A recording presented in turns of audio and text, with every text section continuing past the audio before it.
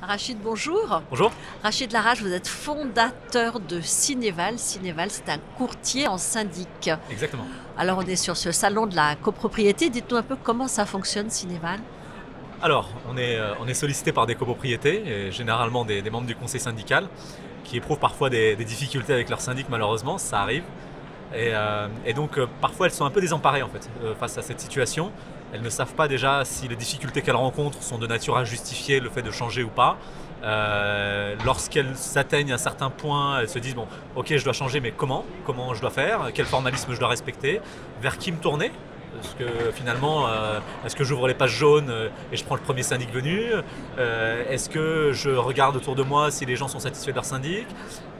Et finalement, on a essayé d'offrir une solution qui était peut-être un peu plus professionnelle et qui permettait surtout de rassurer les copropriétaires et notamment les membres du conseil syndical sur le fait d'avoir une démarche qui ne leur prenne pas trop de temps, mais qui leur permette surtout de pouvoir prendre une décision sur la base d'informations claires. C'était vraiment ça le point. Alors, avant d'aller plus loin, quels sont les signes, les signaux qu'on regarde et on se dit, bon, là, peut-être, attention, danger, il faut peut-être changer de syndic. C'est quoi les clignotants? Alors nous, en fait, on a fait une étude sur les raisons qui poussent les copropriétaires à changer de syndic. Et c'est assez marrant parce que finalement, les professionnels vont souvent se plaindre d'avoir une strate législative de plus en plus importante, la loi Allure, la loi Elan, qu'on a aussi des investissements nécessaires qui sont de plus en plus importants avec les extranets, qu'on a aussi un niveau comptable qui est de plus en plus exigeant. Et finalement, c'est pas ça que les copropriétaires reprochent au syndic. Ce qu'ils reprochent, dans 72% des cas, c'est la réactivité et la disponibilité. Je cherche à appeler mon syndic, je n'ai pas de réponse. J'envoie des courriers, je n'ai pas de réponse. J'envoie même des recommandés, parfois je n'ai pas de réponse. Donc, j'existe pas. Et pourtant, je paye mes charges de copropriété. Exactement. Le deuxième sujet, c'est la communication. C'est-à-dire, je ne sais pas où on en est des différents sujets concernant mon immeuble. On a un sinistre, je ne sais pas où on en est. On a un contentieux avec un copropriétaire, je ne sais pas où en est la procédure. En fait, ils leur reprochent des choses qui sont très très basiques, qui peuvent être solutionnées de manière très simple par les syndics, juste en disposant en fait de temps pour les gestionnaires auprès des clients. Ça ne leur demande pas d'investissement, ça ne leur demande pas de former plus particulièrement les collaborateurs, c'est juste qu'il faut prendre le temps d'écouter les clients et surtout d'avoir cette proactivité de communiquer l'information avant que le copropriétaire vous demande des comptes. Et ça, c'est clairement pas dans la nature des syndics. Et est-ce que c'est ce manque d'information, ce manque de réactivité qui pousse donc les copropriétaires à vouloir changer de syndic? Malheureusement oui, parce que lorsqu'on regarde finalement tous les sujets techniques liés notamment à la comptabilité, au traitement des litiges, au suivi des travaux, bien sûr certaines copropriétés avancent ces problèmes pour justifier un changement de syndic, mais ça reste assez rare. Les vrais soucis sont liés à la réactivité et à la communication. Donc finalement à l'humain et pas forcément au prix. Exactement. Le prix, paradoxalement, n'est que rarement mis en avant par les copropriétaires. On a souvent cette fixation qui est faite par les syndics de dire mais attendez, on a des prix qui sont tirés vers le bas. Et c'est parfois vrai lorsque notamment ils font des mises en concurrence, mais parce que finalement on ne leur donne pas accès à d'autres informations. Si vous faites un appel d'offres syndic aujourd'hui et que vous avez 3 syndics qui vous communiquent 3 contrats différents, qu'est-ce que vous allez comparer? La seule chose qui est simple à comparer, c'est les honoraires. Parce que le contenu du contrat, aller comparer 13 pages d'un syndicat à l'autre, c'est même pas la peine. En revanche, les honoraires mentionnés, vous dites ok, celui-ci il est à 10 000 euros, celui-ci à 12 000 et celui-ci à 11 000. Donc forcément, s'ils n'ont pas de visibilité sur la valeur ajoutée que vous allez leur apporter, ils vont se focaliser sur les honoraires. Tout le rôle de ma société, c'est de leur apporter de la visibilité sur d'autres points. C'est-à-dire que vous farcissez entre guillemets les 12 pages écrites en tout petit. On fait ça et on va au-delà. Parce que l'objectif, c'est bien sûr de retenir un contrat de syndic. Mais on peut très bien avoir un très bon syndic avec un mauvais contrat et inversement. Nous, l'objectif, c'est d'avoir un bon contrat avec des honoraires qui sont en ligne avec le marché, mais surtout d'avoir un syndic qui a les moyens humains, informatiques, techniques de gérer la résidence. Et ça, finalement, c'est très souvent laissé de côté. Donc nous, notre travail, c'est d'aller chez le syndic, physiquement, de vérifier déjà qu'il a des locaux. Ça peut paraître bateau, mais vous avez certains syndics qui n'ont pas de locaux. Vous vérifiez déjà qu'il a une permanence téléphonique qui tient la route, vérifiez qu'il a un extranet performant. Alors il y a aussi la base, vérifiez qu'il a une carte professionnelle. Mais ça paraît évident, non? Ça paraît évident, mais malheureusement, je vais vous donner une anecdote. Nous on a travaillé pour une résidence il y a 5 ans, place des Vosges. Quand même un certain prestige. On échange avec le conseil syndical, il nous dit voilà, on a des soucis avec notre syndic, on veut en changer. Ok. On commence à faire l'appel d'offres et finalement par acquis de conscience on vérifie si le syndic en place a la carte professionnelle. Et là en fait non. Non, ils n'avaient pas de carte professionnelle depuis 2 ans. Alors qu'ils avaient engagé des très gros travaux. Ça, c'est rare. Qu'est-ce qui se passe quand c'est comme ça? Alors, c'est très grave. C'est très grave parce que la carte professionnelle, et la garantie financière sont intimement liés.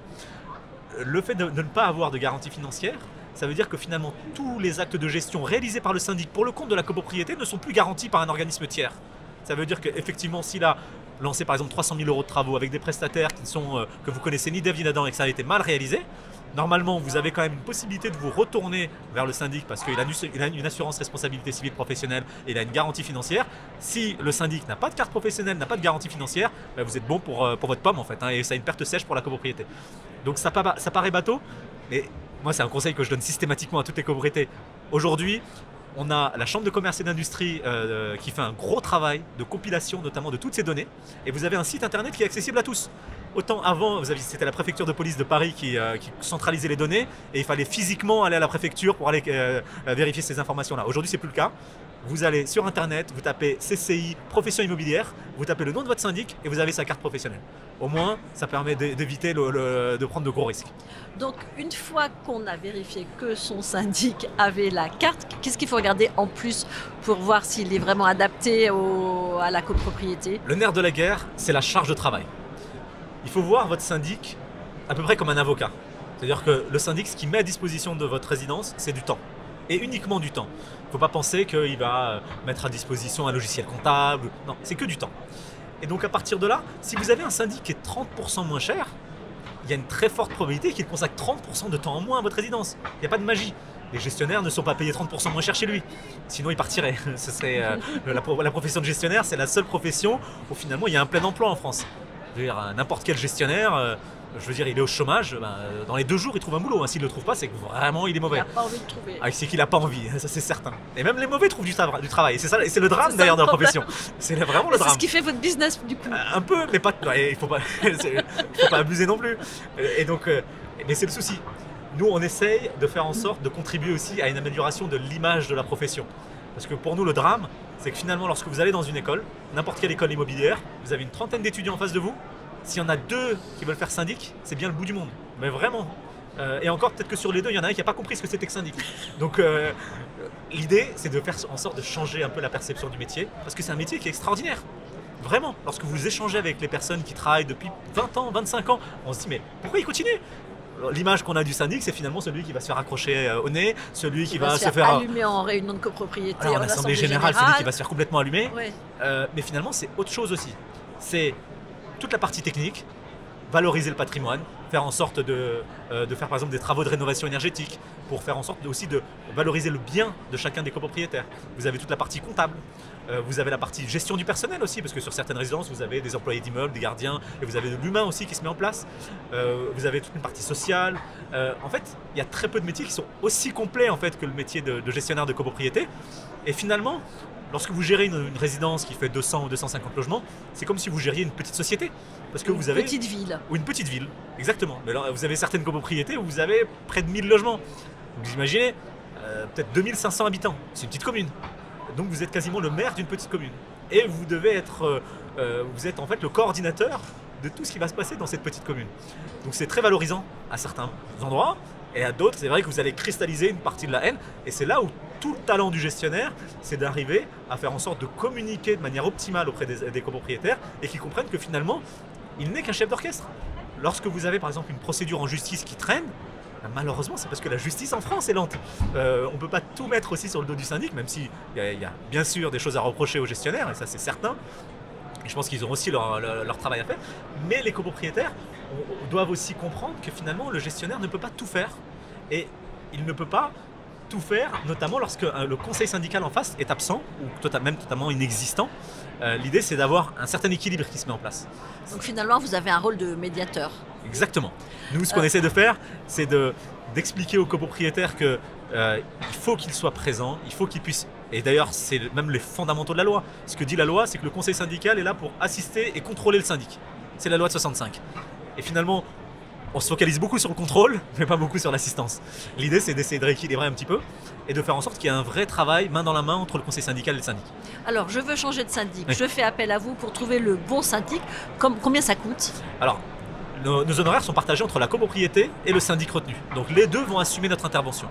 Côté copropriété, ce sont des frais de dossier qui s'échelonnent entre 0 et 900 euros. Pour certaines copropriétés, d'ailleurs, c'est 900 € parce que finalement, on arrive à faire en sorte que le syndic retenu assume l'intégralité de nos honoraires. Et donc, pour eux, c'est totalement gratuit.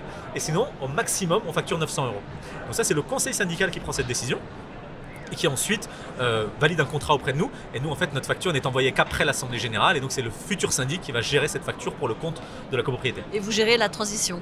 Exactement. Nous, on veille à ce que la transition se passe dans de bonnes conditions. Et surtout, si on reprend la chronologie, l'objectif, c'est de définir un cahier des charges au départ. Vous avez une copropriété située à Paris, dans le 10e arrondissement de 25 logements. Peut-être que la copropriété qui est en face, avec le même nombre de logements, on leur présentera d'autres syndics que les vôtres, parce qu'on n'a pas les mêmes problématiques. En fait, l'objectif, c'est surtout de pouvoir vous présenter des syndics adaptés aux problématiques exactement de la copropriété. Mais est-ce que la meilleure façon de ne pas avoir à changer de syndic, c'est de choisir initialement le bon syndic? Notamment, je pense quand on habite à un logement neuf, oui. Voilà, le syndic initial, c'est important. C'est certain, et c'est un vrai débat, parce qu'aujourd'hui, en fait, il y a une disposition légale qui existe, qui est l'obligation de mise en concurrence, qui s'applique aux immeubles anciens, et qui s'applique également aux immeubles neufs. Le souci, c'est que le législateur n'a pas forcément bien calibré ce texte, et en fait, ce qu'il dit, c'est que la mise en concurrence sur les immeubles neufs, elle doit être réalisée au niveau du conseil syndical. Le problème, c'est que le conseil syndical n'existe pas encore, parce qu'il n'y a pas encore eu d'assemblée générale. Donc finalement, en fait, on ne peut pas le faire. Donc ce qui se passe, ce sont généralement des copropriétaires qui vont généralement créer une sorte de groupe. Alors, en fait, très souvent, c'est un groupe qu'ils vont mettre en place sur Facebook. Vous avez acheté un appartement sur tel programme dans telle ville, vous créez un groupe, vous avez d'autres copropriétaires qui viennent se greffer, et puis vous commencez à vous dire ah ouais mais tiens, pas sur WhatsApp, sur Facebook. Généralement sur Facebook, parce qu'ils n'ont pas leurs coordonnées téléphoniques, c'est ça le problème. C'est que lorsque vous allez acheter devant le notaire, vous avez acheté votre appartement, mais le promoteur ne va pas vous donner les coordonnées de tous les autres. Exact. Alors vous allez sur Facebook, vous créez un groupe, d'autres viennent se greffer, et puis finalement vous commencez à prendre contact avec eux. Et là vous vous dites, est-ce qu'on se voit imposer un syndic par le promoteur? Ça peut être un peu compliqué parce que finalement le syndic, c'est celui... Ils vont être de mèche. Et on peut... Alors, c'est le risque qu'il peut y avoir. Exactement. Il peut y avoir un très gros risque de suspicion entre le promoteur de mèche, enfin de collusion en fait, entre le promoteur et le syndic. Et donc ce que font les copropriétaires, c'est qu'ils se disent, on va essayer de mettre en place un groupe, et on est souvent sollicité par des groupes de cette nature, et ils nous sollicitent pour réaliser l'appel d'offres pour eux. C'est pas forcément l'idéal parce que finalement on vient en contradiction avec la position du promoteur, et donc ça se fait pas forcément de manière très optimale. En revanche, ce qui est intéressant, c'est que de plus en plus de promoteurs se disent je ne peux plus faire ça, je ne peux plus imposer un syndic à mes acquéreurs parce que je sais qu'en assemblée générale ça va mal se passer, je sais que finalement en termes d'image je vais le payer. Ça veut dire que les copropriétaires ne vont pas être satisfaits, ils vont parler de moi sur les réseaux sociaux. J'ai peut-être construit un super programme avec une très belle architecture, avec une efficience énergétique, mais finalement tout va tomber à plat parce qu'en assemblée générale, j'aurais imposé un syndic. Et donc, on est de plus en plus sollicité par des promoteurs qui nous demandent de réaliser l'appel d'offres en amont avec les copropriétaires. Donc ce sont eux qui nous missionnent, nous disent voilà, vous allez convoquer tous les copropriétaires avant même la première assemblée générale et ils vont vous dire ce dont ils ont besoin. Et on va calibrer avec eux leur cahier des charges, et ensuite on va leur présenter des syndics qui leur correspondent, et c'est eux qui vont choisir le syndic qui sera amené à convoquer la première assemblée générale. Donc là encore, un rôle de médiateur.